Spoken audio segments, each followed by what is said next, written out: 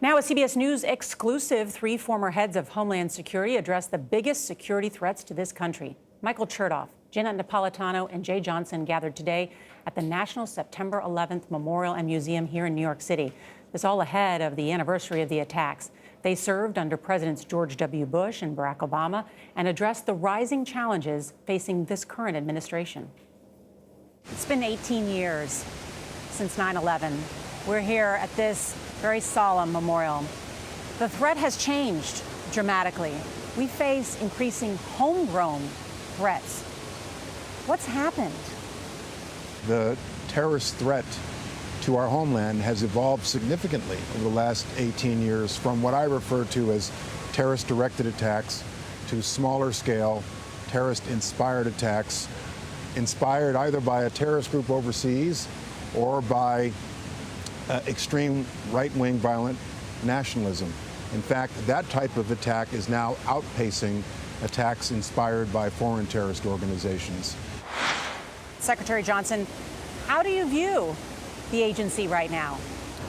I have to say, I view the agency with a fair amount of despair and dismay. I think our old agency has become overly politicized. It is overwhelmed with the immigration mission, which is itself overly politicized, very, very emotional. Secretary Chertoff, the head of Homeland Security, the head of FEMA, all the agencies overseeing immigration have acting leaders, not confirmed.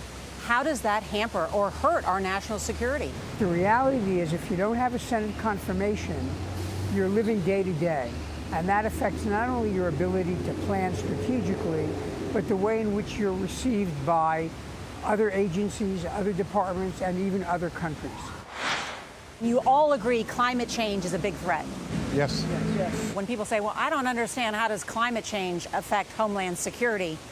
What are some real-world examples? When you're talking about global warming as a whole, that affects migration patterns.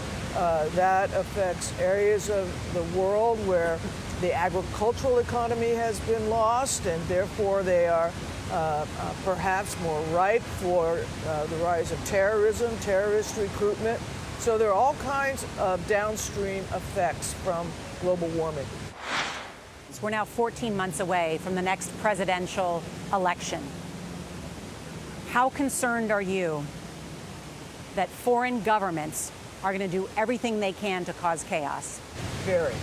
If the Russians are the most blatant, but the Chinese and the Iranians play this game too. The election may be 14 months away, but the campaign is now.